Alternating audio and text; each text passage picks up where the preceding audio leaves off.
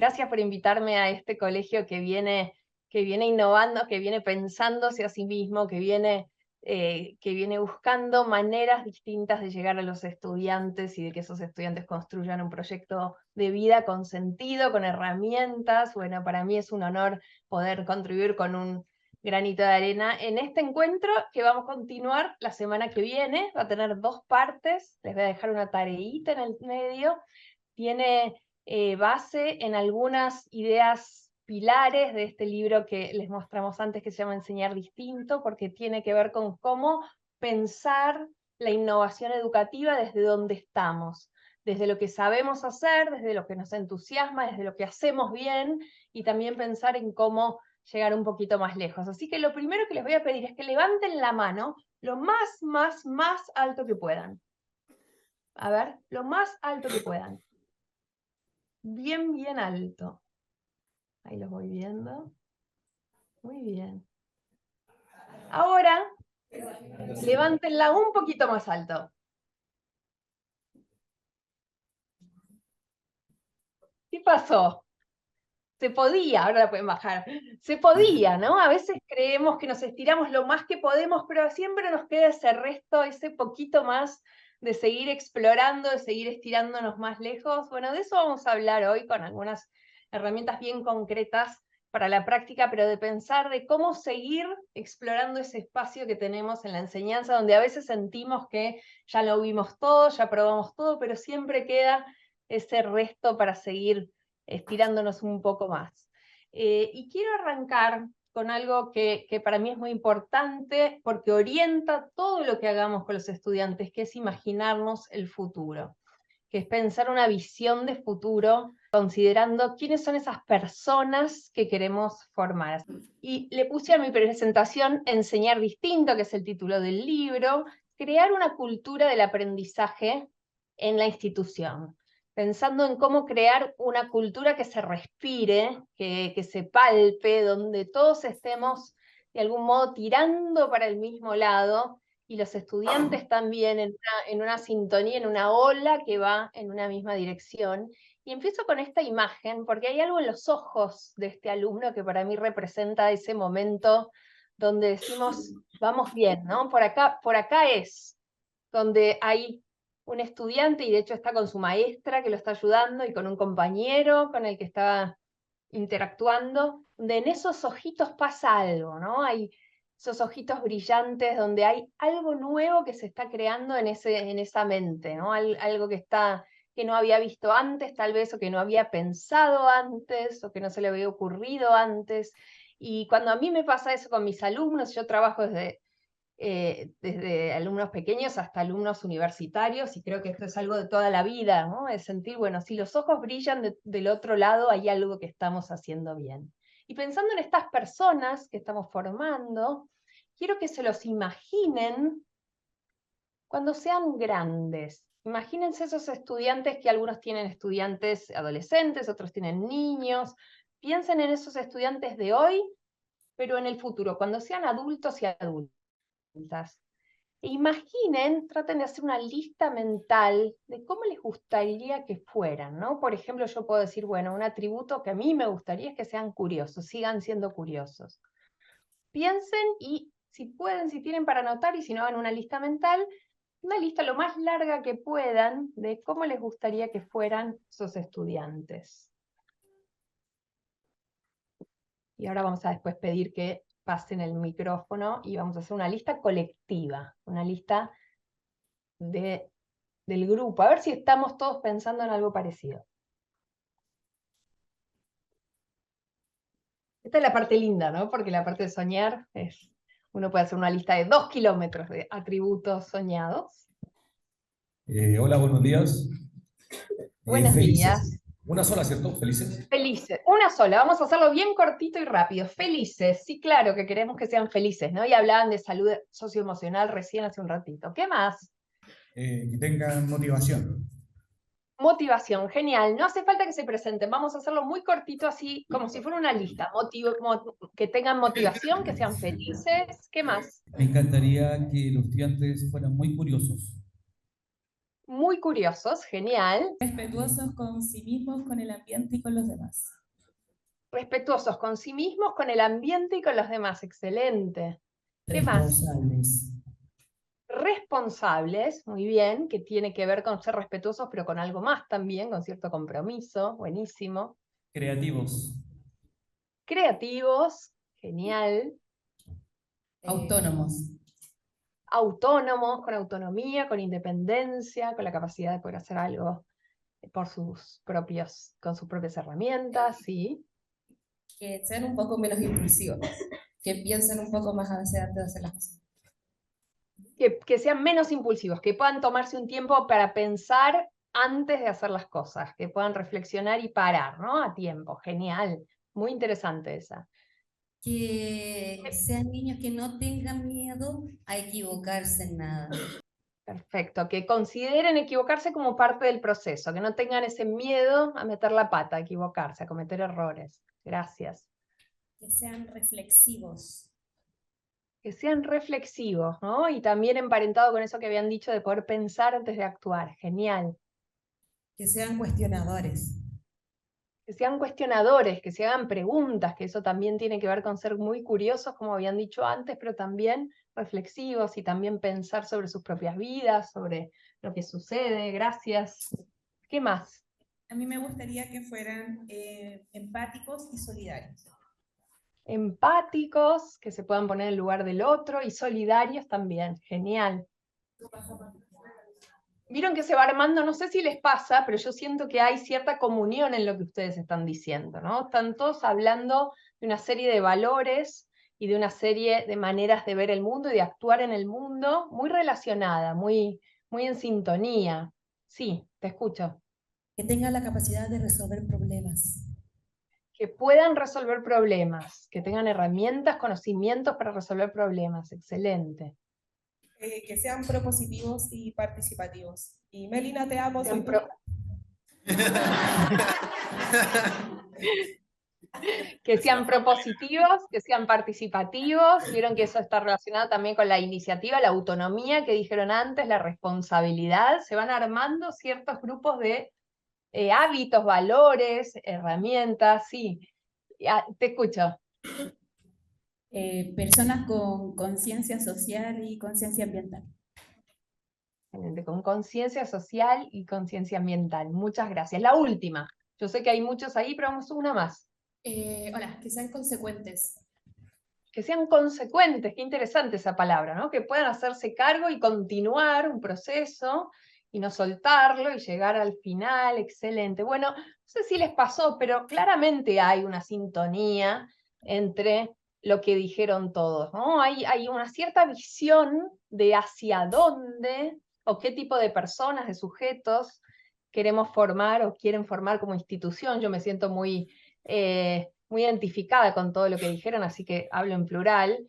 Hay algo de hacia dónde o qué tipo de personas queremos formar, sabiendo que también los tenemos y las tenemos en una edad muy clave de la vida, desde chiquititos hasta el fin de la adolescencia, esos años donde se forja todo lo demás. Entonces, arranco por aquí el encuentro y quiero que no perdamos de vista esta lista de atributos durante hoy y la próxima vez que nos encontremos, porque si eso es así, si ese es nuestro horizonte, la pregunta siguiente para hacernos, espera que voy a compartir la pantalla, ¿qué tenemos y qué podemos hacer antes? ¿No? Por supuesto que no somos omnipotentes y la escuela no lo es todo, pero al mismo tiempo la escuela es mucho. Tenemos a los niños y a los adolescentes y a las niñas años claves, fundantes de sus vidas.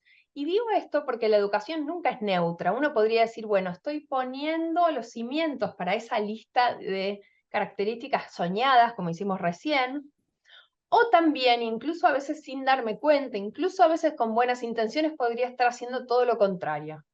Podríamos estar educándolos para ser poco independientes, poco curiosos, poco comprometidos con el ambiente, con poca autonomía, con poca capacidad de resolver problemas. Entonces, tener en cuenta que es hacia ahí, hacia donde queremos ir, nos va a orientar y nos va a hacer no perder el norte de todo lo demás. Entonces no perdamos de vista esa visión y desde ahí vamos a construir con herramientas. Y hablamos mucho de innovación educativa en estos tiempos. Ustedes contaban, por ejemplo, en el colegio están haciendo robótica, están haciendo yoga, están haciendo diversas cosas. Se puede innovar también en las maneras de trabajar con el espacio, en los agrupamientos. Hay mucho en esto de la innovación educativa, diría tanto que hasta se ha vuelto una moda en muchos lugares del mundo, de decir, bueno, hay que innovar, hay que innovar, hay que innovar. Yo les quiero proponer otra visión de la innovación, que es complementaria a esta que implica renovar con tecnología o los espacios o con nuevas tendencias que van apareciendo. Y es pensar a la innovación como algo que nos atraviesa, como un posicionamiento profesional. Esto que dijimos de estirarnos un poco más lejos del comienzo. Pensar a la innovación como una manera de vivir la profesión. Una manera de vivirla que implica mirar lo que hacemos con ojos curiosos. Decir, a ver, esto que hice hoy, ¿resultó, no resultó? ¿Me gustó? ¿Me sentí entusiasmado? ¿Sentí que los alumnos estaban aprendiendo? ¿Qué puedo hacer distinto la próxima vez? Esto que decimos de los alumnos, que nos gustaría que no le tengan miedo al error, bueno, tiene que ver con esta postura profesional que también les traigo aquí para nosotros docentes y directivos. Mirar lo que hacemos con ojos curiosos es estar siempre en un viaje de ida, estar siempre como aprendices, estar siempre también disfrutando la tarea.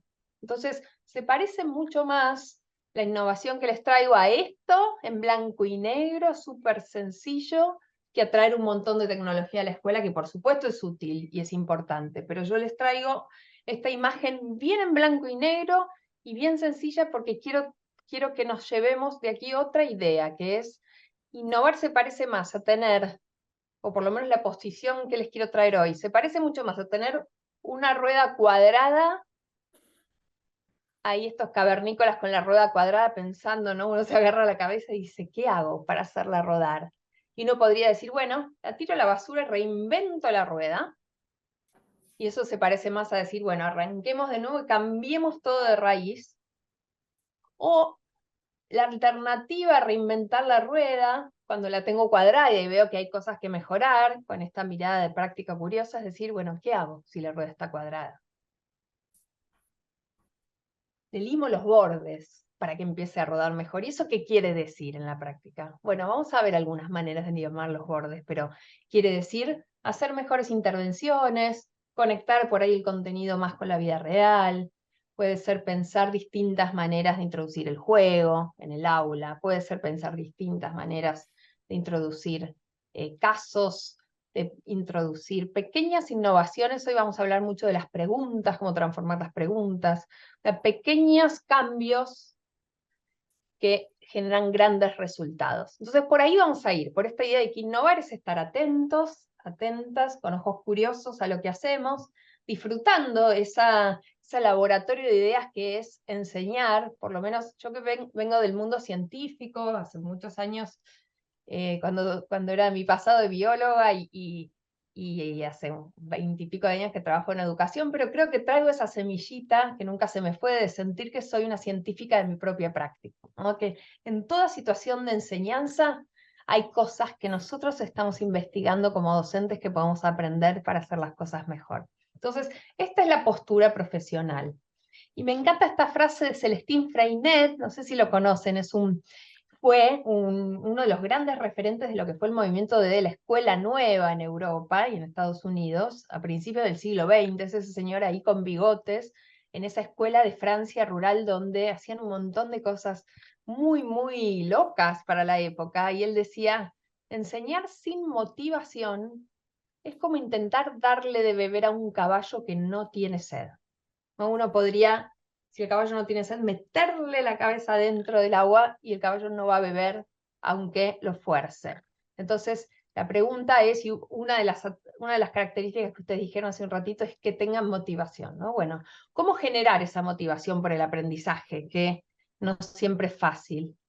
Y también cómo generarla en nosotros mismos, nosotras mismas como docentes. Cómo seguir con la motivación en alto cuando hay días que son difíciles, cuando la tarea docente requiere mucho trabajo, cuando a veces tenemos ganas de decir, bueno, hasta acá llegué, cómo podemos mantener la motivación en alto. Y entonces, innovar, vuelvo a la idea de que innovar es pararnos sobre nuestros zapatos, sobre lo que hacemos bien e ir un poco más lejos, es primero identificar a nosotros como docentes qué ya nos motiva. ¿Qué me entusiasma a mí como profesor, como profesora de lo que enseño? Ahora vamos de vuelta a pasar el micrófono, de lo que hacen en la escuela, también los directivos. Tuvieran que decir algo que ya, de lo que están orgullosos. ¿Vieron cuando uno vuelve a casa y dice, no sabes lo que hice hoy, ¿no? Tiene ganas de contar a veces cuando uno hace algo que salió bien o que lo preparó mucho y vio resultado. O por ahí puede ser el vínculo con los alumnos, o por ahí puede tener que ver con alguna metodología que usen o con un tema que enseñen. A mí me encanta, por ejemplo, enseñar fracciones. ¿Qué los motiva? Las motiva, ¿qué los entusiasma? Y dicen, de esto estoy orgulloso, de lo que ya hacen. A ver, hagamos 4 o 5 personas que nos cuenten. Todos los días puedo probar cosas, más allá de que me salgan bien o me salgan mal, las puedo probar con los estudiantes y ellos mismos funcionan como críticos, como jueces. Entonces me ayuda a mí en mi Me desarrollo encantó. profesional también. Genial, ¿no? Esto que decíamos del laboratorio y de la práctica. Sos como un científico de tu propia tarea docente, me encantó. Eso te entusiasma porque lógicamente te mantiene activo, te mantiene aprendiendo. Nada más lindo que sentir que uno sigue aprendiendo. Muchas gracias. ¿Qué más los entusiasma? Hablar sobre ecosistemas y porque eso me permite como poder salir del aula, que los niños observen y como experimenten y como que eso sí me apasiona mucho, como, no sé, este año hice a los niños, a las niñas que hicieran un propio ecosistema, trajeron caracoles, chanchitos y plantitas y dentro de una cajita y como eso lo disfruté mucho, me encantó. Qué lindo, y mírenla cuando habla, ¿no? Yo también el colega anterior, hay algo de cuando hablamos de lo que nos entusiasma, ¿qué mostraba ella en el lenguaje corporal? Confianza, pasión, orgullo, ¿no? Cuando hablamos de algo que hacemos bien, nos brillan a nosotros también los ojitos. Gracias. Y esto, a veces nos entusiasman temáticas que nos toca enseñar y que desarrollamos una serie de actividades que sabemos que están bien hechas, que valen la pena, que abren mundos, como decías, ¿no? Genial. Muchas gracias. ¿Quién más? ¿Alguien más que A los entusiasme? mí me entusiasmo, llego con harto ánimo a la casa después de que enseñé algo, preparé la clase y pasaron cosas que no pensé que iban a pasar. O sea, me sorprendo en mi misma clase. Es como nunca pensé que me iban a responder esto o que iban a usar esta estrategia para resolver los problemas. Eso a mí me gusta porque siento que di la oportunidad de que los estudiantes fueran creativos y creativas. Genial. ¿Y te acordás de algún momento de este año que haya pasado eso con algún tema? A ver. Sí, desarrollamos una actividad de matemática financiera en cuarto medio Ajá.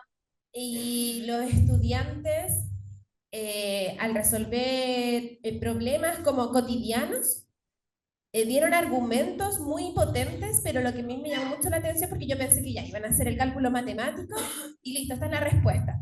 Pero ellos y ellas en particular decían, bueno, pero si no le sirve esto porque en su casa no hay mucho dinero, entonces podría pensar por esta otra alternativa. Y tomaban elementos sociales extra matemáticos, yo soy profesora de matemática, extra matemáticos y lo traían al aula. Entonces decía, qué lindo cómo están conectando lo que les estoy enseñando, que son porcentajes de interés simple, con la vida. Entonces no me daban una respuesta que no hiciera sentido para ellos o para la persona que era parte del problema. Se lo tomaron en serio, ¿no? No solo hicieron la cuenta, que estaba correcta, sino que adivinó, y bueno, muy bien, un 7, felicitados, sino había algo de pensar cómo eso podía tener sentido para personas en distintas situaciones sociales. Excelente. Para ellos mismos, se sentían parte del Y problema. también para ellos mismos, claro, claro. Y sobre todo esta idea me pasa mucho como investigadora, cuando hago trabajos con jóvenes, de preguntar cómo te gustaría que fuera la escuela, cuál sería la escuela ideal, y hay algo de la matemática financiera que aparece mucho. Es decir, queremos aprender y que la escuela nos enseñe cómo ser autónomos con el dinero cuando seamos grandes. Así que qué lindo lo que traes como ejemplo. Bueno, vamos hasta ahí, que seguro hay muchas cosas más que los entusiasman. Hablaron de creatividad de los alumnos, de conexión con la vida real, hablaron de mirar uno con ojos curiosos la propia práctica, de temáticas interesantes. Eso es lo que nos entusiasma y hacemos bien. Y es la primera parte de tratar de innovar. Decir, bueno, primero, ¿qué es en lo que no hay que innovar? ¿Qué quiero conservar? ¿Qué quiero atesorar de mi práctica? Piensen en eso a la hora después de ver, y esto pensándolo también en este año, ¿no? En este año que termina. Bueno, ¿qué atesoraría de lo que hice este año porque valió la pena, porque me da orgullo, porque siento que fui un buen profesor, porque me dio entusiasmo para seguir? Y ahora sí, hablando de estirarnos más lejos, la siguiente pregunta es, bueno, ¿en qué no innovar? Ya hablamos recién, ¿no? Y les queda también para seguir pensando. La siguiente pregunta es, ¿qué me gustaría hacer distinto? ¿Qué querría cambiar? ¿No? Y cuando hago esta pregunta a veces me dicen, bueno, quiero cambiar de ciertas metodologías didácticas, o quiero introducir más tecnología o más juego, o siento que hay algunos alumnos a los que no pude llegar y me gustaría llegar. A ver, piensen ahora en esto, ¿en qué querrían hacer distinto? Pensando sobre todo en esta oportunidad de que estamos cerrando el año, mirando el año próximo. ¿En qué sí les gustaría innovar? Me gustaría innovar en más estrategias porque de repente nos vemos limitados por tiempo y a lo mejor tener un banco de maneras de poder llegar a los chiquillos para motivarlos. No tener Genial. 5 estrategias, sino poder tener 50 y así poder tener una diversidad de estrategias y que ellos tampoco se aburran porque de repente repetimos ciertas formas que a lo mejor son las que conservamos, pero nos quedamos pegados en eso. Entonces igual me gustaría poder experimentar, conocer, preguntarles también a ellos más qué les gustaría hacer parte de su proceso y a lo mejor a partir de ahí también proponer y seguir innovando desde ese punto. Excelente. Entonces, involucrar más a los niños. ¿De qué edad son tus alumnos? ¿A qué niños de qué edad enseñas? Enseño niños de 9 años a 15 más o menos. Bueno, que además tienen una opinión seguramente mucho para decir respecto a esa edad de qué les gustaría hacer. Entonces, involucrar más a los alumnos en estas decisiones y sobre todo tener un repertorio más grande de estrategias. Y vamos a hablar de algunas hoy, de otras la próxima vez, el próximo encuentro, y obviamente hay muchísimas más, ¿no? Pero hoy nos vamos a llevar ya algunas, así que gracias por decir eso. Excelente. ¿Qué más? ¿En qué más quieren innovar? ¿O sienten que les vendría bien? Me gustaría poder crear vivencias mucho más significativas para los estudiantes, cosa que los conocimientos que puedan adquirir no se les olviden mañana, sino que sea algo que les pueda servir para el resto del año o de la vida. Genial, que no entren por un oído y salgan por otro, ¿no? Sino Claro, que queden como parte de quienes que son. puedan Vamos dar a una hablar de eso también. continuidad. Excelente, vamos a hablar mucho de eso hoy y la próxima. Gracias. ¿Alguien más? ¿Una persona más? ¿En qué les gustaría innovar? ¿Qué me gustaría hacer distinto? Como no ponerme piso, no ponerme límites. Por ejemplo, este año hicimos limpieza de un espacio del colegio, entonces cuando hicimos la evaluación, al final, los niños y las niñas me decían, queremos ir a limpiar una playa. Entonces nosotros no tenemos playas cerca, pero quizás a lo que voy es no poner el piso, así como ya, algo cerquita. Y lo otro que me gustaría hacer es como salir del espacio del aula. Entonces, ante eso pienso, no sé, en un laboratorio a cielo abierto, así le llamo. Entonces, donde poder salir con los niños y estar permanentemente afuera y hablando de ciencia, haciendo ciencia, pero fuera de este espacio de 4 paredes que se me hace pequeñito y creo que a los niños y las niñas también se les hace. Excelente, ¿no? Buscar nuevos espacios que por ahí no tienen que ser irnos tan lejos como una playa, pero por ahí tengo algo más cerquita al alcance de la mano, que ya eso es un montón, es salir, es abrir. Es también esta idea de que la educación ocurre en todas partes, ¿no? Adentro y afuera de la escuela, especialmente. Bueno, muchas gracias. Entonces, vuelvo a tomar esta idea de tenemos cierta visión de futuro del tipo de sujetos, de personas que queremos formar. Tenemos también una visión de nosotros, de qué nos entusiasma o qué hicimos bien este año y dónde estamos parados y qué queremos atesorar, pero también de algunas cosas en las que queremos innovar. Bueno, hacia allí vamos. Esperen que voy a seguir compartiendo la pantalla. Y una de las cosas sobre las que quiero conversar hoy en esto de cómo innovar o cómo seguir renovando la enseñanza es que algo clave para empezar, les diría, lo que da sustento a todo lo demás, es cómo vemos, en el fondo, les diría, con una mano en el corazón, ¿no? Esas cosas que a veces hasta ni somos conscientes, como implícitas, que tenemos grabadas en el ADN de cuál es nuestra visión sobre qué significa aprender.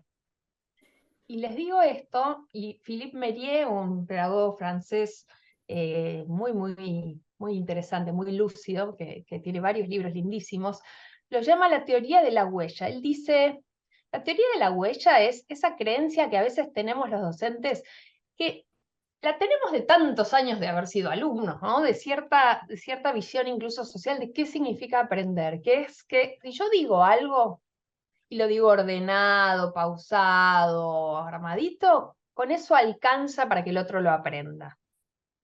O sea, decir es igual o ayuda, por supuesto que ayuda, ¿no? Estas partes de la sistematización, la enseñanza directa, instrucción directa, expositiva, son clave, pero la idea es que con eso alcanza y es suficiente para que el otro aprenda. Y miren esta historieta que lo refleja de manera muy simpática. Están ahí los dos nenes con el perro, que se llama Stripe, y dice uno, le enseñé a Stripe cómo silbar, ¿no? Y el otro se agacha y dice, no lo escucho silbando.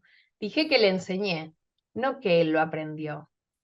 ¿Y no les pasó 1000 veces esto de si yo esto lo enseñé, como no lo aprendieron? Yo lo di. Yo lo di, o lo dio la profesora del año pasado, ¿cómo no lo saben? Un poco recién hablábamos, ¿no? De esto de que a veces enseñamos algo y sentimos que se resbala de la mente y ¿dónde está? ¿No? ¿Dónde está eso que les contamos? Bueno, partir de esta idea de que dar algo, dar un tema, no necesariamente es equivalente a que ese tema sea aprendido, ¿no? La pregunta es cómo podemos hacer que el aprendizaje de verdad suceda.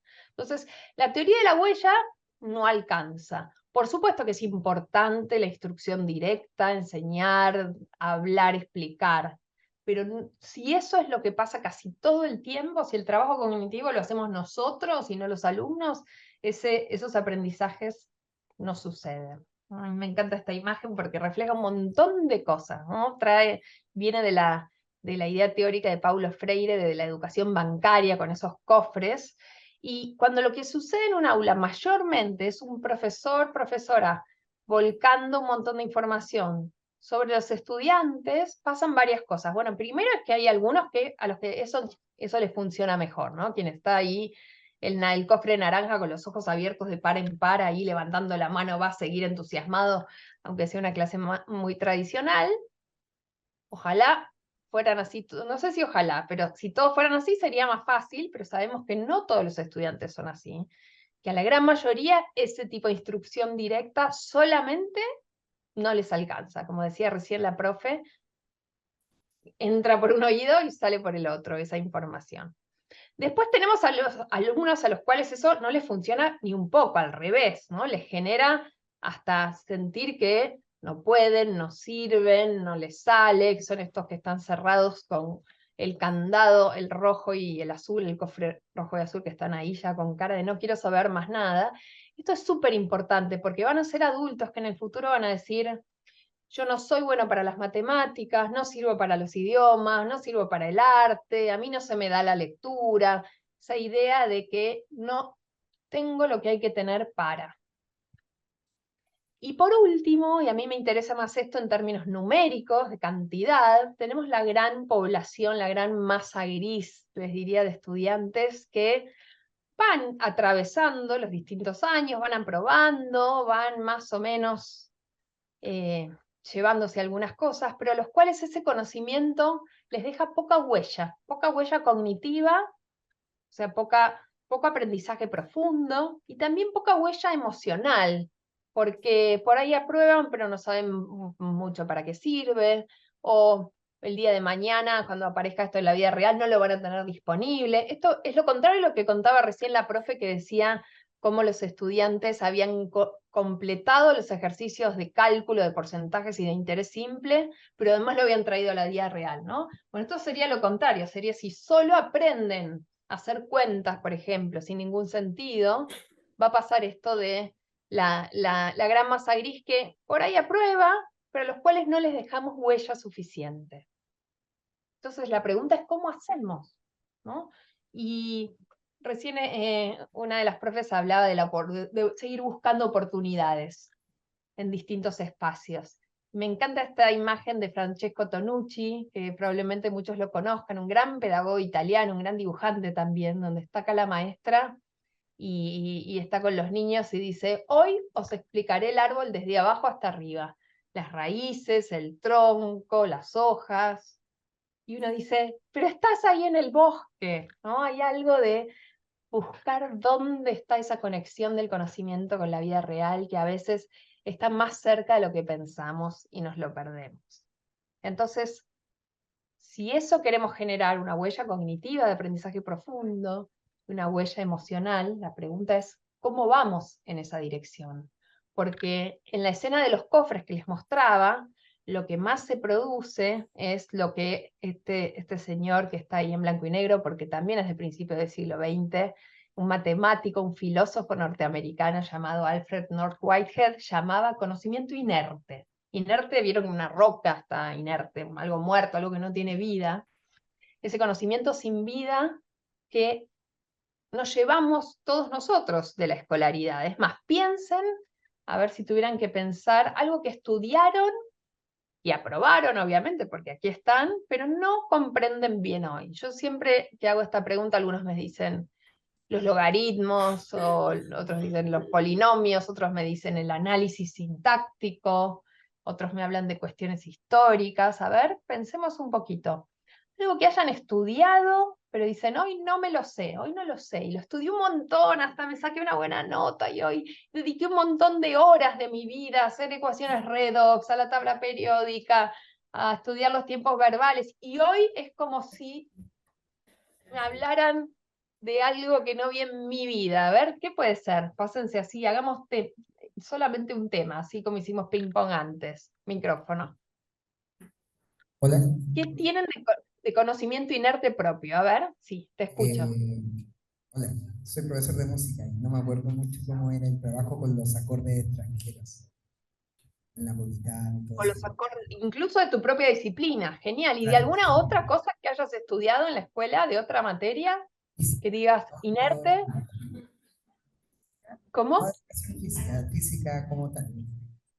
La Y física con completa, relaciones, bueno, ok.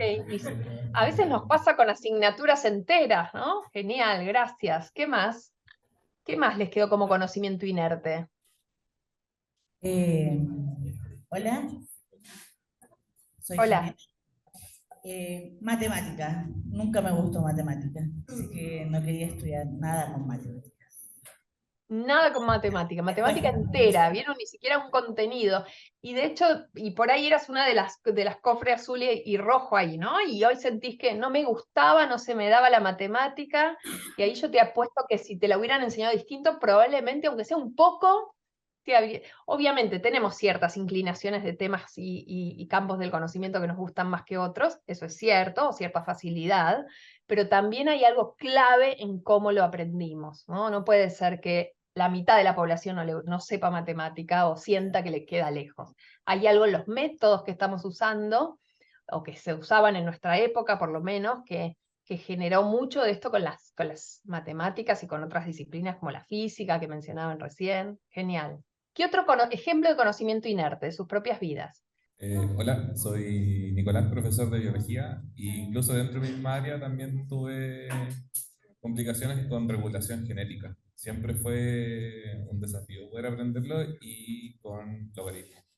Eso fue conocimiento. Logaritmos siempre sale, es como un clásico clavado. Y regulación genética, genial. Un ejemplo más, gracias.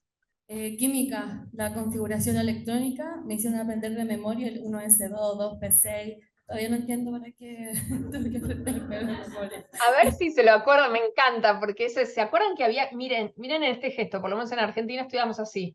Justamente. ¿no? Eso. Había que hacer unas diagonales e ir completando 1S2, 2S2, 2P6, 3, Justamente. exacto. Eso, Lo aprendíamos a hacer a veces y nos sacábamos una buena nota sin tener idea real de, yo lo sé porque después lo estudié, pero es cómo se van organizando los electrones alrededor del núcleo del átomo, pero son cosas que aprendíamos con muy poco sentido. Bueno, de esas hay un montón. Y es importante darse cuenta de la propia biografía, porque nuestros alumnos de hoy, probablemente si los entrevistaran en el futuro, también identificarían conocimiento inerte. Y eso es lo que no queremos que pase, ya que los tenemos tanto tiempo como población cautiva en la escuela. Entonces dijimos, salir del conocimiento inerte, pero ¿y cuál es lo contrario? Bueno, lo contrario es aprendizaje profundo, es eso que sabemos bien, que lo podemos usar, que es parte de nuestra identidad. Piensen en algo que comprenden o saben hacer bien. Puede ser también de la vida cotidiana, ¿no? Por ejemplo, vayan pensando, digan, esto yo lo sé bien. Eso podría ser, sé bien tocar el piano, o sé bien hacer una torta, sé bien cocinar pastelería, o sé bien, comprendo bien los procesos históricos de las revoluciones. Les doy ejemplos que me dieron unos colegas de ustedes. Un profesor me decía, mientras ustedes van pensando, me decía, yo comprendo bien la Revolución Francesa. Y yo le decía, bueno, ¿y cómo te das cuenta? ¿Cuáles son las evidencias de que lo comprendes bien? Me decía, bueno, puedo darte muchas evidencias. Por ejemplo, lo puedo explicar, se lo puedo enseñar a alumnos de distintas edades, sé qué pasó antes y qué pasó después. Me puedo imaginar qué hubiera pasado en el mundo sin la Revolución Francesa. Al día de hoy veo las noticias del periódico y me doy cuenta de que hay huellas de la Revolución Francesa en procesos políticos actuales. Es lo que dice David Perkins cuando define la comprensión en este libro que es hermoso, que se llama Educar para un mundo cambiante. Y él dice, comprender es actuar con el conocimiento de manera flexible. Y fíjense que hay dos palabras ahí muy importantes. Una es actuar. Comprender tiene que ver con poder hacer cosas con eso que aprendimos. Y de manera flexible. Cuando nos cambia el contexto, cuando estamos en otra situación, también tenemos que poder usarlo. Entonces, este profesor me decía, yo comprendo bien la Revolución Francesa. Y una docente me decía, yo comprendo bien el tejido. Y yo le decía, bueno, ¿y cómo te das cuenta que comprendes bien el tejido? Bueno, muchas razones. O sea, bueno, obviamente puedo tejer no solo una cosa, puedo tejer bufandas, gorritos, sacos, chaquetas. Puedo tejer con distintos tipos de hilo, vamos con esto de la flexibilidad. Le puedo enseñar a otro cómo se teje, disfruto tejer. Entonces, cuando sé algo bien, y esto piénsenlo tanto para la enseñanza como para la evaluación, puedo mostrar muchos desempeños de comprensión, ¿no? O sea, me doy cuenta porque puedo hacer muchas cosas con ese conocimiento. Por ejemplo, si yo sé algo bien, lo tendría que poder explicar con mis palabras, tendría que poder dar un ejemplo, o muchos, tendría que poder usarlo para resolver un problema, tendría que poder relacionar esa idea con otras o con mi propia vida, tendría que poder proponer preguntas sobre eso que estoy estudiando o que sé bien, tendría que poder hacer una metáfora o representarlo con una imagen, tendría que poder explicar por qué ese tema es importante, poder conectarlo con mi propia historia, tendría que poder enseñárselo a otros. Y hay una dimensión última de la comprensión del aprendizaje profundo que es clave, que queremos generar, y que se veía también cuando ustedes contaban eso que los enorgullece y les sale bien, que es la dimensión emocional de la comprensión, del aprendizaje profundo, que es que cuando yo sé algo bien, eso me da confianza, me da orgullo, me da satisfacción, ¿no? Siento que estoy bien parado y que es parte de lo que tengo para ofrecerle a este mundo. Y lo contrario pasa con el conocimiento inerte. Recién cuando la compañía nos comentaba esto de la configuración electrónica, que decía, yo lo estudié y no tengo idea de para qué era ni cómo. Y ahí uno siente, o la compañera que nos decía, bueno, yo con matemática nunca se me dio bien. ahí uno siente que hay algo como fallado en uno, ¿no? De decir, yo lo estudié y no lo entendí, entonces hay algo en lo que fallé, ¿no? O de lo que mejor no me hablen de eso porque no quiero ni saber, como cuando voy pisando sobre terreno movedizo. Entonces, conocimiento inerte también tiene un correlato emocional, que es cierta duda sobre nuestra propia capacidad, cierta baja de autoestima, y el aprendizaje profundo nos da orgullo, satisfacción, así que me gustaría que me cuenten, piensen en esta serie de desempeños de comprensión como una manera de enseñar y también de evaluar. Y cuéntenme a alguien, una persona sola vamos a hacer, algo que sepa bien, algo que diga, esto lo sé bien. A ver quién se anima. Aquí Jaime Flores, profesor de matemática. Lo que yo podría decir que domino bien sería las funciones. Muy bien, entonces te voy a hacer la pregunta que les hice a tus colegas. ¿Cómo te das cuenta de que dominas bien las funciones? No por lo mismo, porque siento que puedo ser creativo con las funciones, crear los propios problemas, responder dudas que pueden hacer dentro de la misma clase, que eso ya es algo, como lo que decía la profesora Patricia, que está acá al lado, de que es algo que nace en el momento, en la clase misma. Algo inesperado, una duda que no estaba prevista y la podés responder. Claro. Genial. Crear problemas de funciones. ¿Les podrías explicar a un niño de 5 años para qué sirve una función? Si alguien me intentando. Claro, ahí hay que tratar de reducirlo a lo más esencial y explicarlo con palabras propias, etc. Y siento que es algo que es más asimilable. ¿Alguna vez tuviste que usar la idea de funciones en tu vida real, más allá de dar clases sobre eso? Constantemente, de hecho, para poder enseñarlo es necesario relacionarlo con la vida y ahí hay montones y montones de ejemplos, como por ejemplo ahora que hay una cámara que está cumpliendo una función que es transmitir y bueno, eso. Muy bien, mírenlo a él recién cuando hablaba, de vuelta al lenguaje corporal y la emocionalidad que se transmite, ¿no? ¿Qué ven en él? Yo veo pasión, por ejemplo. Dice, en todas partes están las funciones, ¿no? Y empieza como hasta se sale de la vaina porque le parece obvio que hay un montón de ejemplos. Hay entusiasmo, hay orgullo, hay seguridad, confianza. Bueno, pensemos en eso. Querríamos que en nuestra clase de lo que nosotros enseñamos y los alumnos se llevan al final del año, les pase eso, generen ese conocimiento profundo que viene de la mano de poder hacer muchas cosas con ese conocimiento y además sentirse como en casa, sentirse cómodo. Pero tenemos, los docentes, el problema de que tenemos programas de estudio muy largos, ¿no? Y además tenemos evaluaciones, ustedes tienen el CIMSE, hay una tensión que el sistema nos propone, que tiene sentido, por supuesto, ¿no? Porque si uno enseñara lo que se le ocurriera, no habría garantía de que todos los estudiantes de un país llegan a cierto nivel de conocimiento. Está bien que haya regulaciones, pero lo que nos pasa, y algunos lo llaman la inflación del currículum, es que realmente tenemos programas muy extensos para cubrir. Entonces, cuando uno dice, yo quiero enseñar conocimiento profundo, pero a la vez tengo este tironeo, ¿no? de los programas muy extensos, la pregunta es, ¿cómo hacemos? ¿Cómo hacemos para enseñar en profundidad a sabiendas de que tenemos un programa muy largo? Y les quiero contar una solución que por lo menos yo encontré. Esta idea de transferencia que dice aquí es lo que engloba todo lo que dijimos recién, ¿no? La evidencia de que hay aprendizaje profundo es que podemos hacer transferencia. ¿Qué quiere decir transferencia? Es un término de la psicología que quiere decir que puedo aplicar lo que aprendí en un dominio a otro dominio. Que puedo aplicar lo que sé de funciones a la vida real, que puedo aplicar lo que sé de música cuando tengo que tocar en mi casa, que puedo aplicar lo que sé de química, de eso que habías aprendido de manera inerte, cuando puedo pensar en cómo los materiales se combinan, ¿no? Esto es lo que queremos generar, una educación que valga la pena para la vida.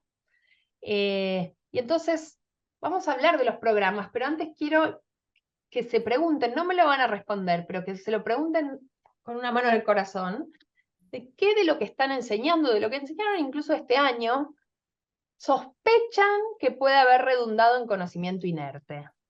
Piénsenlo, no me lo contesten, no lo vamos a compartir, pero piensen lo que hicieron este año, si tuvieran que decir, esto yo pongo las manos en el fuego de que por lo menos para la mayoría se generó aprendizaje profundo, Pero de esto desconfío, de esto creo que la verdad llegaron a conocimiento inerte. Y si los encuentran en 10 años en una conferencia y les preguntan, van a decir esto. Entonces piensen en eso. ¿Qué de lo que enseñan creen que puede haber redundado en conocimiento inerte?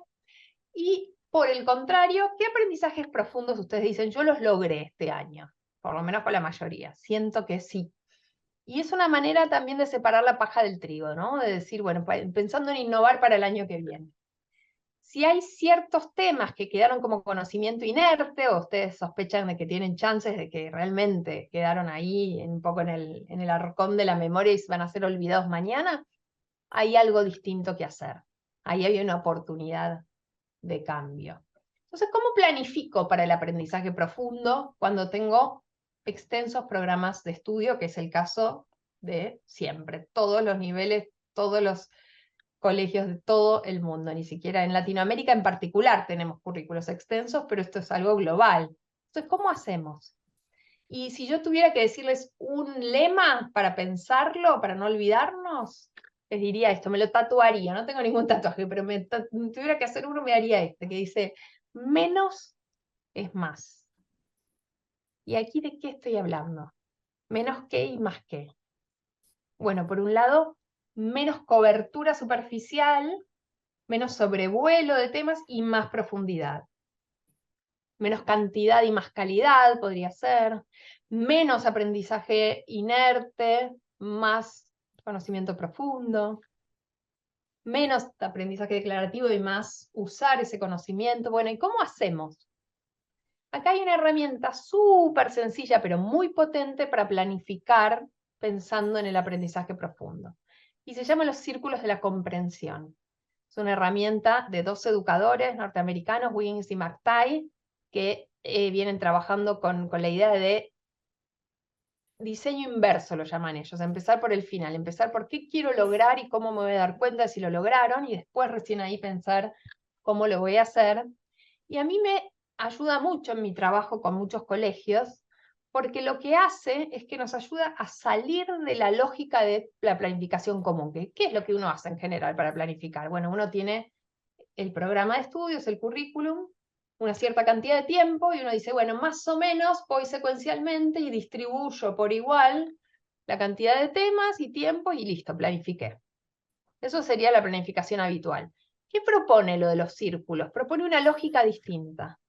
Propone para cada unidad didáctica, para cada tema, identificar cuáles son esos aprendizajes profundos que quiero lograr de manera profunda y perdurable, ¿no? Ahí está en el centro del círculo, y quiero que los alumnos comprendan de manera profunda y perdurable. Y de esos son pocos, no son un montón de cada unidad didáctica o de cada proyecto.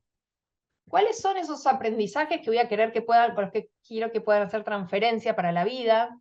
O que quiero que en 10 años yo me los encuentre en la calle y me los puedan seguir contando o usando. Y ahí entran tanto contenido conceptual como habilidades para la vida. Ustedes hablaron de resolver problemas, hablaron de poder debatir, hablaron de poder colaborar. Entonces, eso va en el centro. En la segunda capa va, perdón, lo del centro es lo irrenunciable, ¿no? Es lo que yo digo, bueno, estos son los irrenunciables y todos mis alumnos tienen que haber aprendido esto para yo decir misión cumplida. Segunda capa, ¿qué quiero que conozcan? ¿Con qué me alcanza? Con que lo conozcan y más o menos lo manejen, y eso está bien. Y la tercera capa, que es súper importante, tanto la tercera como la primera son muy importantes, es ¿con qué me alcanza con que se familiaricen? Con que les suene, ¿no? Con que tengan cierta lógica para ir a buscarlo después, por ejemplo, pero no es lo irrenunciable.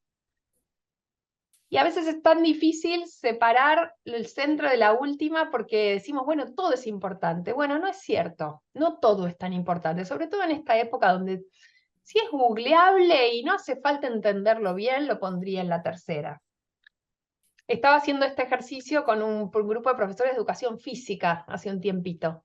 Y entonces ellos habían puesto en el centro que la idea de juego y también saber jugar y entender que un juego era una actividad social que tenía fines recreativos o de promoción de salud también. También habían dicho que entender que un juego tiene reglas, que esas reglas son acuerdos, bueno, todo eso lo habían puesto en el centro. Y en la última ellos habían puesto los reglamentos de los juegos.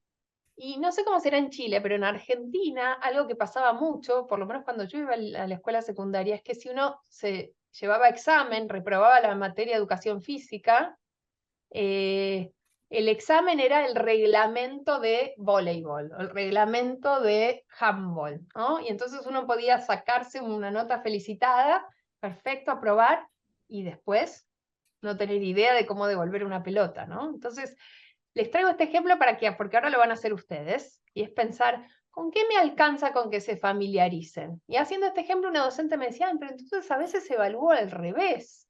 A veces se evalúa lo que es fácil de evaluar, pero no es lo importante. Entonces, vamos a tomarnos un ratito para ahora en grupitos hacer esto. Ustedes van a elegir un tema, pero ¿cuáles son los criterios para ver qué pongo en el centro?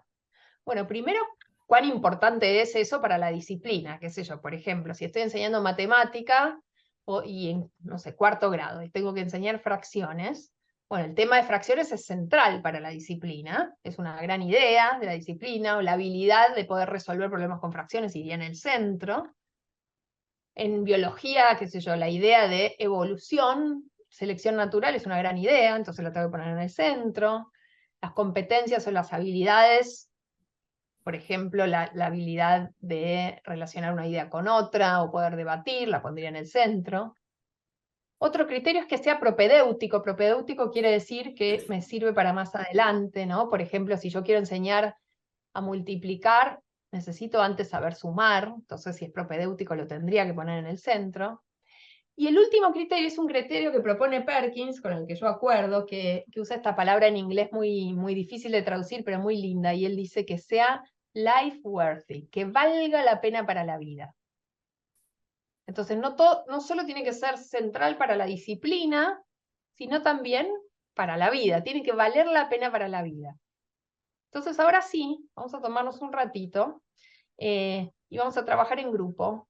Pero primero quiero que hagamos una mini pausa para pensar, ¿sí? Vamos a hacer algunas paraditas de metacognición, que es un tema que vamos a hablar la vez que viene, pero que es clave para que todo esto aterrice y no se nos vaya de largo, se genere aprendizaje profundo, y escriban una idea clara que se llevan hasta acá. Una idea clara. Escríbanla, o en el celular, o en la carpeta. Una idea clara, pero escrita con sujeto y predicado, no escriban tipo círculos de la comprensión. Escríbanla completa, porque eso ayuda a aterrizar la información y convertirla en conocimiento. Una idea clara. Muy bien, a ver, hagamos que 3 personas compartan lo que escribieron. Micrófono.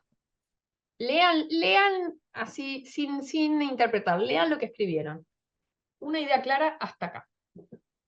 Hacer que mis estudiantes puedan lograr aprendizajes profundos por medio de algo que sea relevante para sus vidas.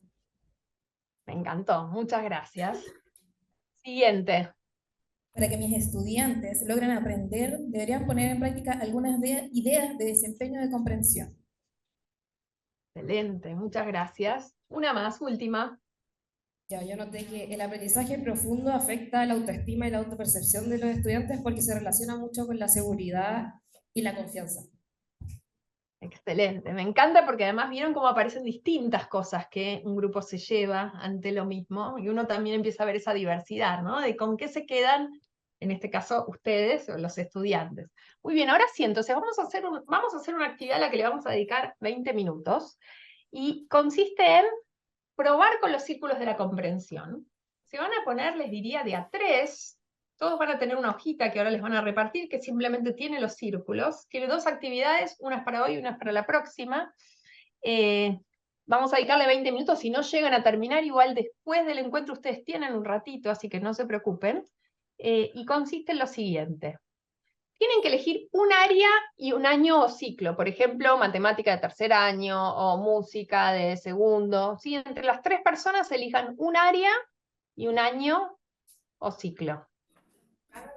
Puede ser nivel inicial, sala de 4, bueno, eso.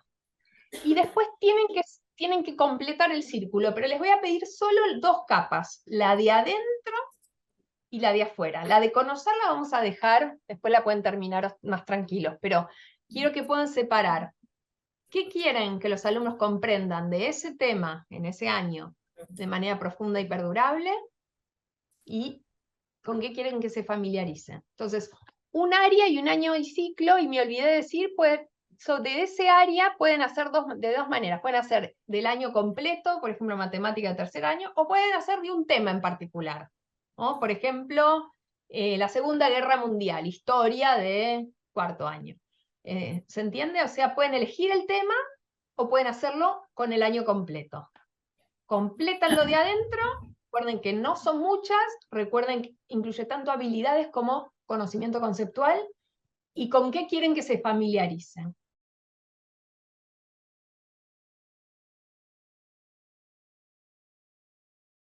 Primero, ¿cómo les fue? Háganme un gesto de genial, más o menos, fue re difícil. A ver, vamos, muy bien, me alegra mucho. Estoy segura de que no les alcanzó el tiempo, así que no se preocupen porque cuando terminamos, ahora a las 12, ustedes van a tener un ratito más para completar, que va a ser parte de la tarea para la próxima, completar eso. Pero quiero escuchar algunos ejemplos de qué pusieron ahí. Entonces cuéntenme qué área, qué tema, qué área eligieron, qué año, y qué pusieron en el centro, y qué pusieron en la de familiarizarse. A ver, ¿qué grupo me quiere contar?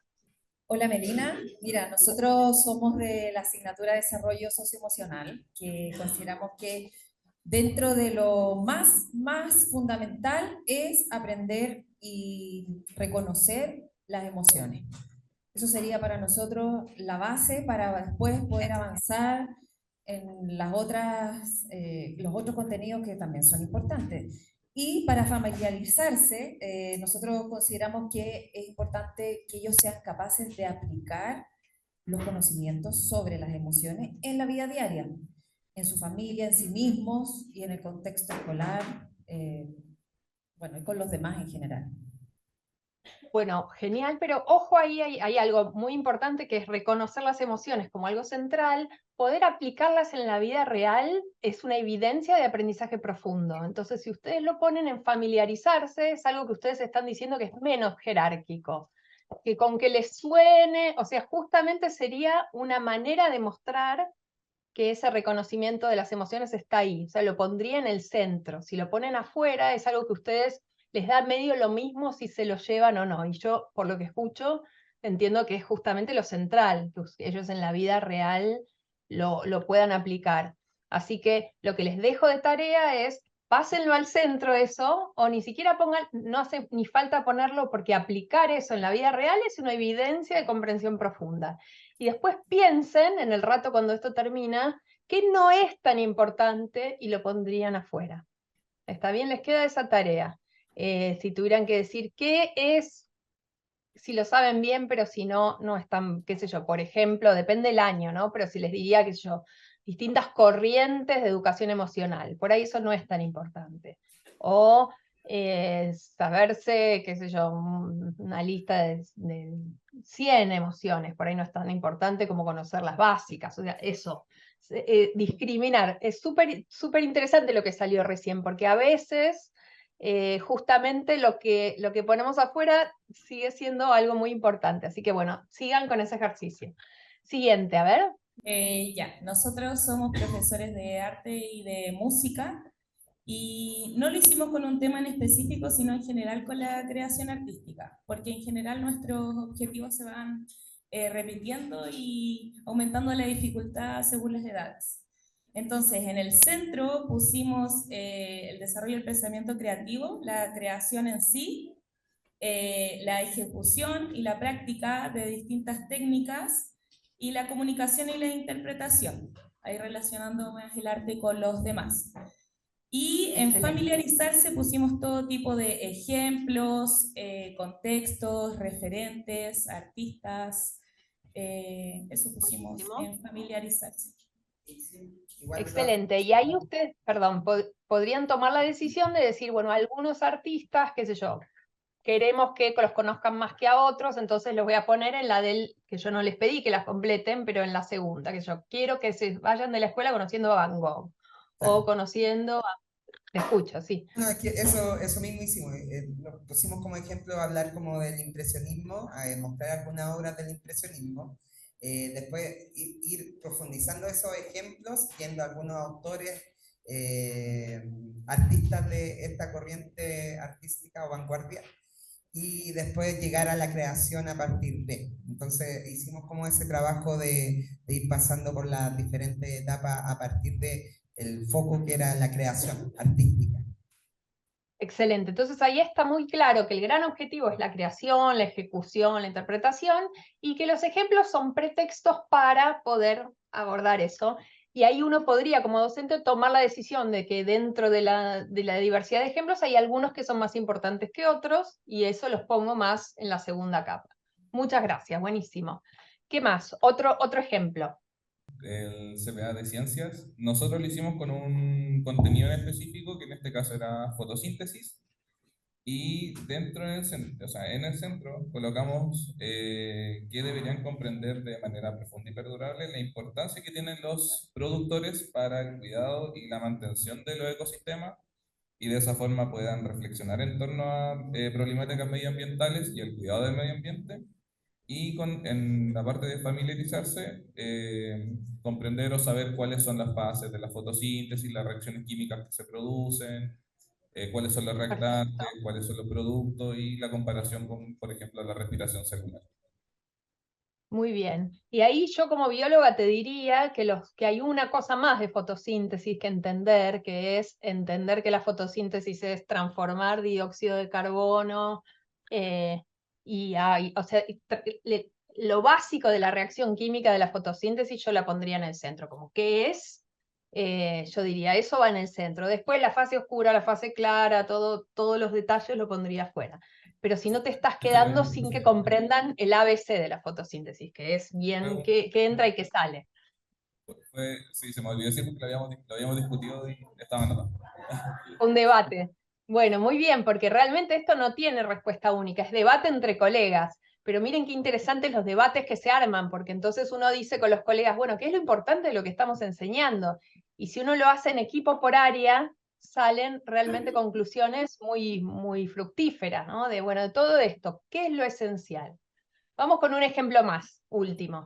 Nosotros elegimos a segundo medio en historia, principalmente, primero, el esquema que tenemos acá, sentimos que es súper dinámico, no es estático, no es cerrado, lo cual se puede comenzar desde la parte más externa a la parte más interna, como también viceversa, dependiendo de qué forma vamos a trabajar y de qué manera vamos a incentivar el aprendizaje independiente del contenido y de las habilidades que los estudiantes van a desarrollar.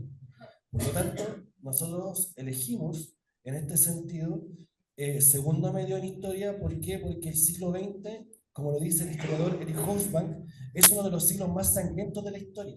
Y principalmente si lo bajamos, hacemos un aterrizaje, la vulneración de los derechos humanos se da durante todo el siglo XX. Ustedes pueden revisar los hechos, ya tiene que ver con las guerras mundiales, tiene que ver con las dictaduras militares en América Latina, el holocausto, en fin, el listado es muy largo. Por lo tanto, cuando hablamos de valorar la reivindicación de los derechos humanos como nuestro principal objetivo de aprendizaje, nuestro principal, o como un objetivo transversal, primero nos preguntamos y decimos, si lo vamos a comprender de manera profunda y perdurable, ¿para qué sirve y cómo hago parte de mí y de mi realidad el valorar los derechos humanos? Entonces, nuestra pregunta, mejor dicho, nuestra estrategia es ¿cómo lo vamos a hacer? Y lo vamos a hacer a través del pensamiento crítico. Que los estudiantes puedan generar un pensamiento crítico para así llegar a la valoración de los derechos humanos. Eso va a ser por intermedio del análisis, por ejemplo, de continuidad y cambio, que es propiamente de la disciplina de la historia, análisis de fuentes, contextos de espacio y tiempo. Entonces, eso nos puede llevar hacia la parte más externa, que tiene que ver con, por ejemplo, con que ellos se familiaricen. ¿De qué manera ellos se van a familiarizar? Es con la propia actualidad, con la propia realidad. La migración actual, lo que está pasando en la Franja de Gaza, lo que ocurrió el año pasado entre la guerra de Rusia con Ucrania, cosa que ellos lo vean dentro de la actualidad y puedan también empezar a familiarizarse. Como también puede ser que ellos primero se familiaricen y luego puedan llegar al punto, al centro. Esta familiarización claramente tiene que ver con lo que ellos viven, con lo que ellos escuchan, con lo que ellos se informan, con lo que ellos se pueden persuadir. Por lo tanto, creemos que, como se vea con este grupo, que ambas formas pueden ser bastante viables. Claro, una puede tener un camino corto, o el otro puede tener un camino más largo, pero ambos caminos pueden ser válidos. Por lo tanto, creemos de que el comprender de manera profunda y perdurable es, principalmente haciendo una pequeña síntesis, es cómo lo hago parte de mi vida. Entonces, eso puede incluir conmemoraciones, puede incluir hechos históricos que principalmente los mismos estudiantes están viviendo en la actualidad, en fin. Por lo tanto, eso es nuestro ejercicio. Eso. Muchas gracias y me alegra ver que dio para una conversación muy rica ahí. Solo les quiero hacer una aclaración, que es que este instrumento no es tanto para pensar en la didáctica, en cómo lo voy a llevar adelante, que eso viene después, sino es para pensar en los contenidos, en lo curricular. Entonces, a ver si yo entiendo bien, ustedes están diciendo, bueno, lo esencial es que entiendan cómo que el siglo XX ha sido un siglo muy sangriento de violaciones a los derechos humanos. Eso es lo principal. Después, cómo eso en el siglo XXI se manifiesta en distintos ejemplos, lo pondrían afuera, ¿no? Como una manera de familiarizarse. Pero no piensen en una secuencia didáctica de por dónde arranco y por dónde sigo. Eso va a venir luego. Esto tiene que ver con una planificación más de decir esto es importante y esto es menos importante en términos de aprendizajes, no tanto de secuencia de trabajo. Fue lindo que ustedes ya avanzaron hacia eso. Y está muy bien, como que dieron un segundo paso, pero la tarea era más chiquitita. Era pensar, bueno, de todo esto, cuáles son los aprendizajes que no son irrenunciables y cuáles son menos importantes. Entonces ahí lo irrenunciable sería darme cuenta de las violaciones, conocer los del siglo XX ha sido un siglo muy violento en términos de no respetar los derechos humanos y que hay ejemplos con los cuales me puedo familiarizar. Yo los invitaría a seguir profundizando sobre esa línea. Ustedes van a tener un ratito más cuando terminemos, como para terminar de completar ese círculo en todos los casos, y les diría, traten de ir lo más al hueso posible. Por ejemplo, ahí en dimensión emocional, el equipo que estaba trabajando en esos aprendizajes, traten de elegir un año o dos distintos para ver cómo ese mismo objetivo de reconocer las emociones cobra distinta forma en un ciclo que en otro, por ejemplo, ¿no? Para ir, cuanto más específicos seamos en este ejercicio, más fácil es después planificar. Entonces, queda esto para redondear en el ratito que ustedes siguen solos y me quiero meter ya con las estrategias de enseñanza. Entonces, hasta ahora hablamos del qué enseñar. Hoy y la próxima vamos a hablar del cómo, del repertorio de estrategias para darle vida a ese contenido que decidimos que era prioritario. Y me voy a meter con un tema que para mí es muy central, que es el de las preguntas. ¿Qué preguntas hacemos en clase los docentes? Y voy a comenzar hoy con algunos ejemplos y la próxima lo vamos a seguir. Así que ahí voy. Entonces, parte de lo que decíamos de enseñar distinto, de empezar a innovar, es tener en la cabeza que ciertos pequeños cambios, que no son dar vuelta, no es operar por demolición y reinventar la rueda, sino más limar los bordes, pueden dar grandes resultados en términos de motivación de los alumnos, de aprendizajes, de disfrute, de cultura del pensamiento. Y de eso quiero hablar, las distintas estrategias que vamos a trabajar hoy sobre preguntas y la próxima vez sobre rutinas de pensamiento y sobre metacognición, tienen como fin un fin específico que es construir una cultura del pensamiento crítico, del pensamiento curioso en el aula. Entonces, son de algún modo como caballos de Troya que se meten en el aula y cambian lo que pasa adentro, ¿no? ¿Se acuerdan la historia de Troya, de que en la guerra de Troya los griegos estaban tratando de entrar a la ciudad amurallada de Troya y no había manera de entrarle a esa ciudad? Los troyanos venían resistiendo adentro hasta que tuvieron esta idea de dejarles un pseudo regalo, que era el caballo, y hacerse como los que se iban. Y entonces los troyanos dijeron, qué bueno, decidieron irse, nos dejaron este regalo, metieron el caballo adentro y después esa noche salieron todos los griegos y tomaron la ciudad de Troya. Entonces, esta idea del caballo de Troya, pensando en estrategias didácticas, tiene que ver con esto, con decir pequeñas estrategias. Ahora vamos a hablar de preguntas y mañana el lunes hablamos de otras 2 estrategias. Se meten en el aula y nos cambian la estructura, la cultura, la manera de trabajar. Entonces, vamos a hablar primero de cómo conectamos esos contenidos o esos aprendizajes fundamentales, los que pusimos en el centro del círculo, con buenas preguntas, que son como nuestras armas secretas, ¿no? Como docentes. Y a mí me pasa como investigadora, vengo hace años investigando preguntas que los docentes hacemos en los pizarrones, en las evaluaciones, en las guías de trabajo. Les voy a dar ejemplos del área de ciencias, pero que realmente se manifiestan en muchas áreas del conocimiento. Y siempre me encuentro con algo medio parecido a esto, ¿no? Como si fueran todas cortadas por la misma tijera. Ejemplo, ¿qué es una célula y cuáles son sus partes? ¿Qué es la energía? ¿Cuáles son sus formas? ¿Qué función tiene el jugo gástrico? ¿Cuál es la diferencia entre nutrición y alimentación? ¿Cuáles son las etapas de la mitosis? Que quienes no son de biología, uno le empieza a palpitar el corazón y a recordar cuando lo estudió y nunca lo entendió. Acá hay un ejemplo, por ejemplo, de un cuaderno donde aparece algo parecido, lee las páginas, subraya lo importante y responde. ¿En qué se diferencia la digestión mecánica y química? Esta es una evaluación que justo coincide con lo que decía la compañera hace un rato de la configuración electrónica de las letritas. El elemento 1S2, 2S2, 2P6, 3S2, 3P6, 4S2 pertenecen al 4 periodo, verdadero o falso. Bueno, estas preguntas en particular son como demasiado poco contextualizadas, pero la verdad es que son en muchos colegios, probablemente no en el de ustedes, pero si uno mira el sistema educativo como un todo, son la mayoría de las cosas que aparecen en los cuadernos, ¿no? Y si las tuviéramos que llamar con algún nombre que las englobe, son preguntas fácticas. ¿Por qué fácticas? Porque apelan a ser respondidas o con un hecho, o con un dato, con una información acabada. Son preguntas cerradas. Son preguntas que no invitan a ir más allá, tienen una sola respuesta correcta.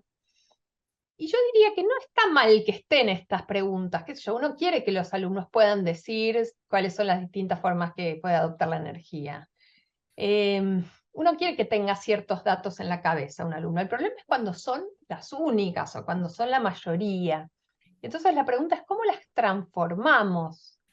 Y si miramos esta pirámide, y probablemente la recuerden de haberla visto alguna vez porque es muy conocida, es de los años 50, esta pirámide de la taxonomía de Bloom. Benjamin Bloom fue un psicólogo educacional, al cual le dieron la tarea de, tomando muchos materiales para la enseñanza, poder clasificar ciertos objetivos y habilidades de pensamiento, ¿no? A qué apelaban esos materiales didácticos. Y armó esta pirámide que va del pensamiento de orden inferior al superior. Y abajo puso la habilidad de recordar. Después puso la habilidad de comprender, pero se refería no a lo que nosotros dijimos como comprensión profunda, sino más bien explicar. Recordar, explicar, aplicar, vamos más arriba, cada vez más complejo, analizar, evaluar y, por último, crear, ¿no? Ya estoy en el pensamiento de orden superior. Entonces, las preguntas de recién y estaban todas en el escalón amarillo, ¿no? En el escalón de abajo. Es un buen ejercicio mirar las evaluaciones que tomaron este año pasado y decir cuáles o cuántas de las preguntas requerían el escalón amarillo, apelaban a esa habilidad de pensamiento de recordar, y cuál es todo lo demás, y ver dónde está la balanza. Las que yo les mostré eran todas recordar. Bueno, ¿cómo hacemos para transformar estas preguntas fácticas en preguntas para pensar? Y para definirlas vamos a decir que preguntas para pensar son preguntas contextualizadas, donde hay una situación idealmente de la vida real o ficticia, pero que tiene un contexto, y que para ser respondidas tengo que usar el conocimiento en una situación auténtica. No tengo decirlo, sino que tengo que usarlo. No alcanza con que yo diga la energía puede tener tales formas, sino que tengo que usar ese conocimiento para resolver algo. Y para transformarlas vamos a usar una metáfora que es para mí muy potente, que es del libro Este Enseñar Distinto que les había contado, que es la metáfora de la clínica de preguntas. ¿Vieron una clínica de belleza, por ejemplo? Una clínica para adelgazar, que uno entra de una manera y sale de otra. Bueno, vamos a hacer que las preguntas atraviesen la clínica, entren como preguntas fácticas y salgan como preguntas para pensar. Yo les voy a dar ejemplos y después nos va a quedar para la próxima que ustedes generen la propia clínica. Entonces, por ejemplo, ciencias naturales del nivel primario. Una serie de preguntas fácticas. Dice así: antes de pasar por la clínica, describe el planeta Marte. ¿Qué tiene en común con el planeta Tierra y en qué se diferencia? ¿Es una pregunta horrible, mala pregunta que no tiene que estar en un cuaderno? Por supuesto que no, no es una mala pregunta. Sin embargo, es una pregunta que se responde y luego probablemente se olvide, ¿no? Probablemente no deje esa huella emocional y cognitiva de la que estábamos hablando, ¿no? Termine siendo algo que aprendo para la maestra, pero no porque de verdad me genera motivación y curiosidad.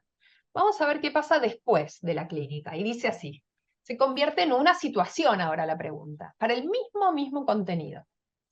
Te mandan en una misión exploratoria a Marte y descubrís que hay varias razones por las cuales los terrícolas podríamos llegar a poblar Marte en un futuro lejano. Nuevamente en el planeta Tierra, estás al frente de un auditorio interesado en escuchar tus descubrimientos. Convéncelos de las razones por las que vale la pena invertir dinero en continuar la misión. Fíjense cómo el contenido conceptual es el mismo. ¿Por qué? Porque voy a necesitar saber cosas de Marte. ¿Cualesquiera? No, algunas. ¿Qué sé yo? Ejemplo, ¿a qué distancia está Marte de la Tierra? ¿Cuánto dura un día en Marte? ¿Hay gravedad en Marte? ¿Cuánto es la gravedad en Marte? ¿Hay atmósfera? ¿Esa atmósfera tiene oxígeno? Todos esos datos que son relevantes para ver si nos podemos ir a vivir ahí, ¿no? Cualesquiera. Y después aparecen también habilidades de pensamiento que voy a trabajar con esta consigna. Por ejemplo, la habilidad de convencer a otro de argumentar a partir de argumentos de razones convincentes. Poder comunicar ante una audiencia que está viendo si va a invertir dinero o no. Se convierte en algo relevante con el mismo contenido. ¿Lleva más tiempo trabajar así? Y claro que sí, lleva un poco más de tiempo. Por eso hablábamos de los círculos de la comprensión primero. Porque para poder trabajar en comprensión profunda voy a necesitar un poco más de tiempo de que si solo digo cómo es el planeta Marte y qué tiene en común con el planeta Tierra.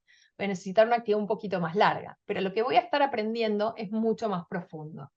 Y voy a estar trabajando también en una serie de habilidades y competencias que de otro modo quedarían en el tintero. Entonces, primer ejemplo. Y les quiero mostrar algo que hizo una maestra a partir de este ejemplo para darle un poco más de juego, y es que después de trabajando esto, a ella se le ocurrió usar la herramienta TikTok para poder invitar a los alumnos. Dijo, en su caso ella hizo que la maestra estaba raptada en Marte y la tenían que ir a rescatar. Miren lo que hizo.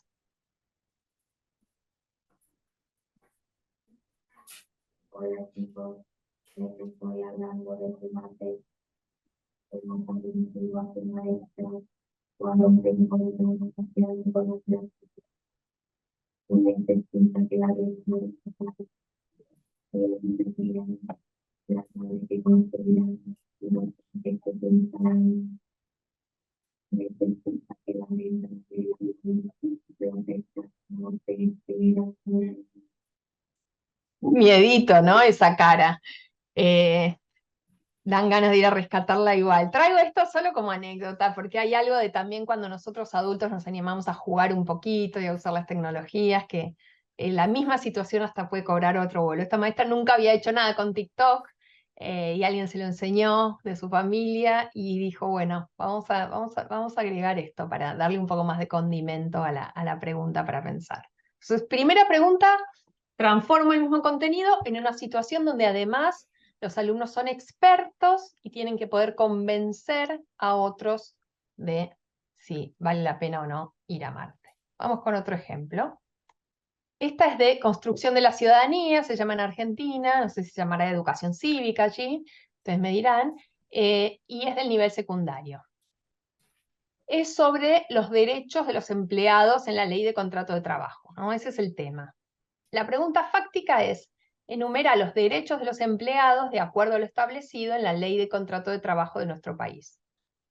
Entra a la clínica y sale de la clínica y se convierte en una situación. Y dice así: estás en tu casa un sábado por la noche, con ganas de ver una buena película. Para coronar el momento, pediste helado a través de una aplicación de entrega de pedidos a domicilio. Cuando tocan el timbre para entregar el pedido, notás en la cara del empleado unos raspones que aparentan haber sido causados recientemente. Le preguntás qué te pasó y te cuenta que en unas cuadras antes patinó con la bicicleta y se dio un fuerte golpe. Le ofreces un paño húmedo para limpiarse, pero te dice que no es nada, que no se puede demorar mucho más ya que tiene que seguir entregando otros pedidos. No podés dejarlo ir sin ayudarlo de alguna forma.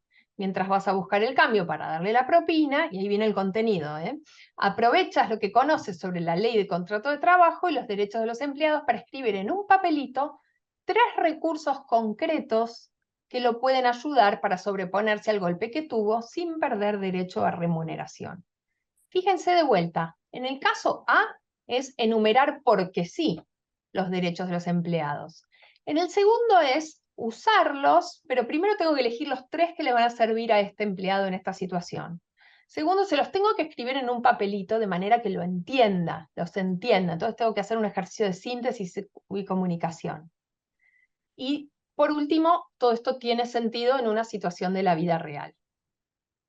Entonces fíjense que acá ni siquiera lleva mucho tiempo más hacerlo en este contexto para pensar. Les voy a mostrar el último ejemplo, y con eso vamos a ir cerrando. Es un ejemplo de matemática, de una evaluación. También se los traigo porque esto puede ser tanto parte de la enseñanza como la evaluación. Y dice así, es una evaluación de 6º grado, de primaria. Nosotros somos 4 amigos que nos juntamos todos los jueves. Esta es una que ya salió de la clínica. Vamos ahora a pensar cómo sería la pregunta fáctica. Esta es una pregunta para pensar. Nosotros somos 4 amigos que nos juntamos todos los jueves a comer pizza y mirar duelos de magia por la tele.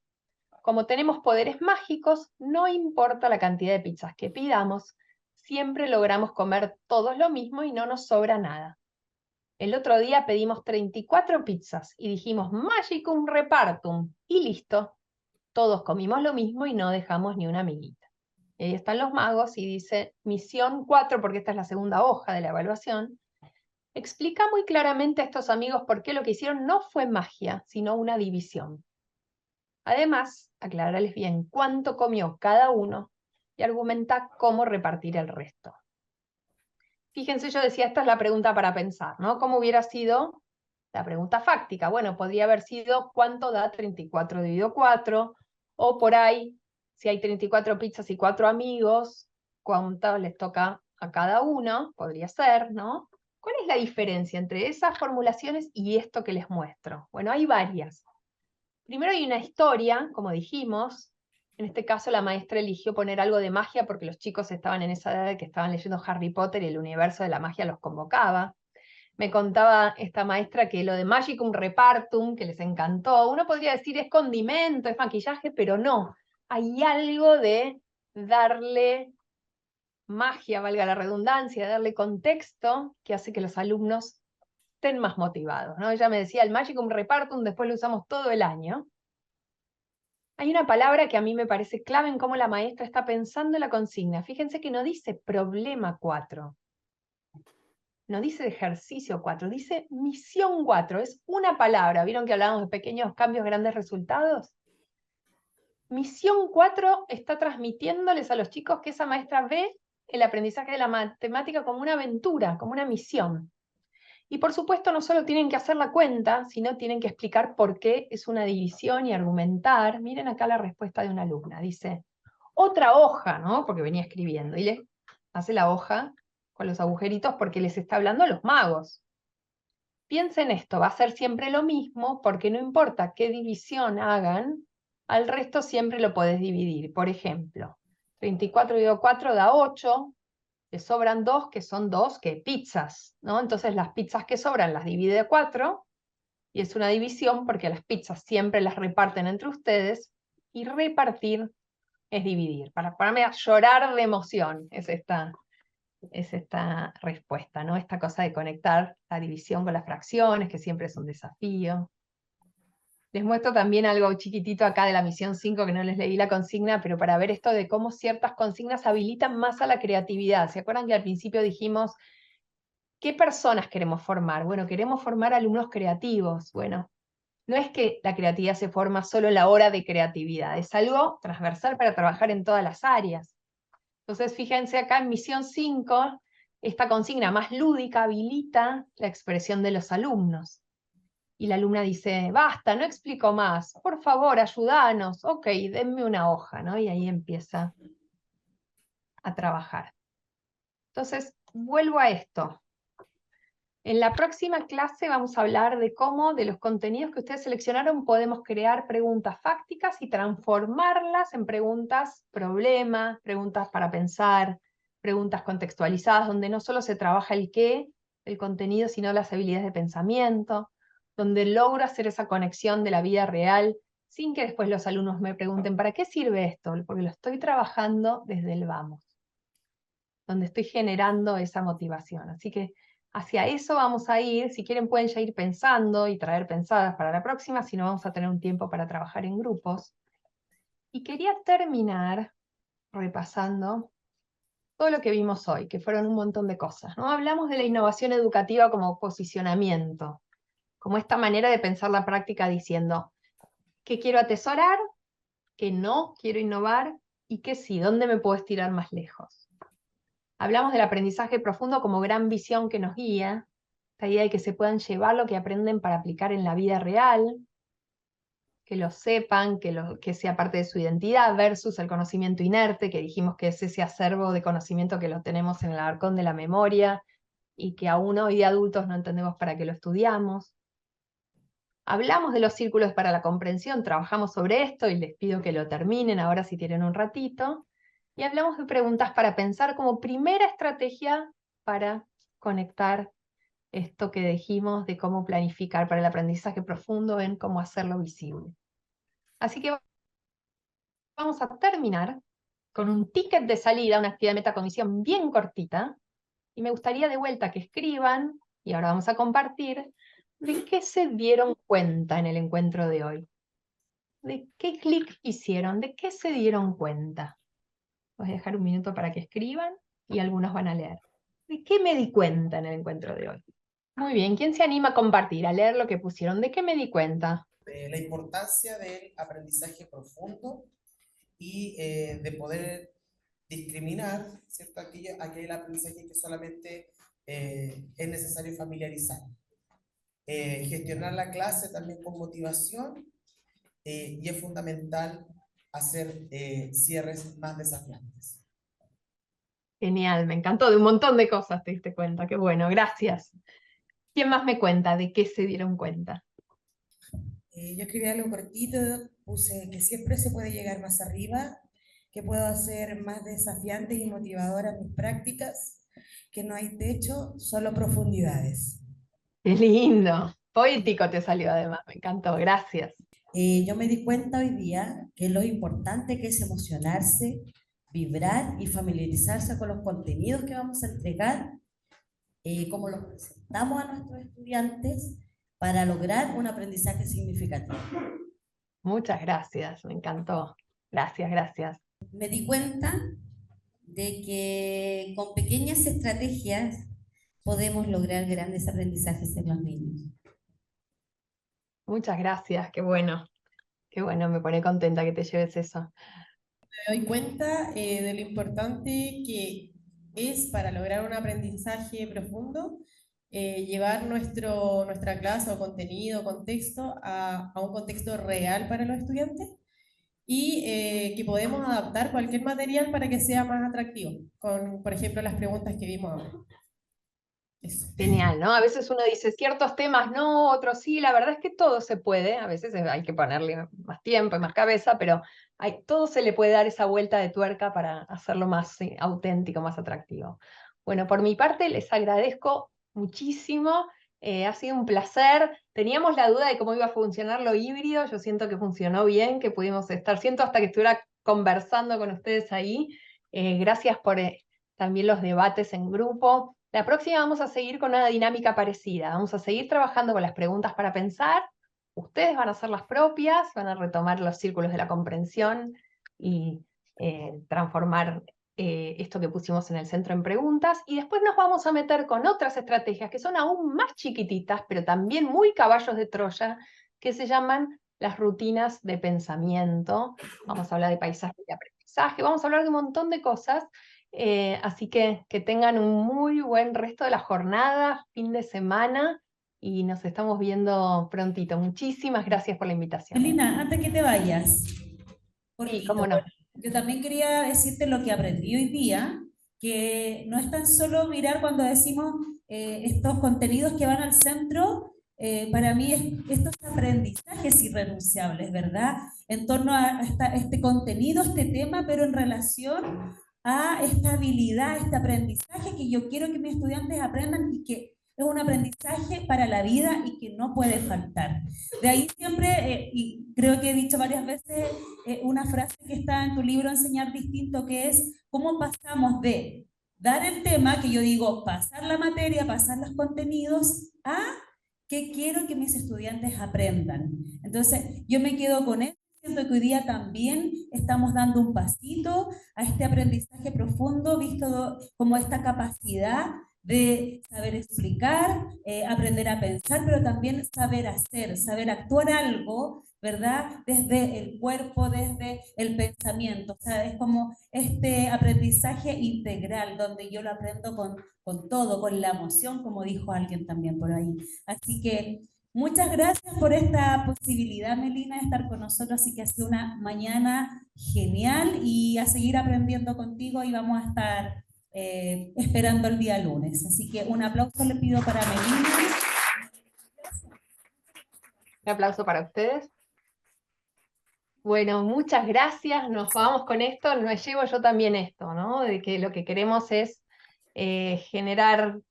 pensar en qué queremos que se lleven en la cabeza nuestros estudiantes. Bueno, y ahí yo me enteré un poquito con estos tickets de salida de qué se llevaron ustedes, qué aprendizaje se llevaron ustedes, y siempre es ir tomando la temperatura, ¿no? De dónde están esas cabecitas y cómo vamos recorriendo el camino juntos. Así que tengan un gran resto de la jornada y nos vemos muy prontito para seguir metiéndonos de cabeza en todos estos temas. Un abrazo gigante.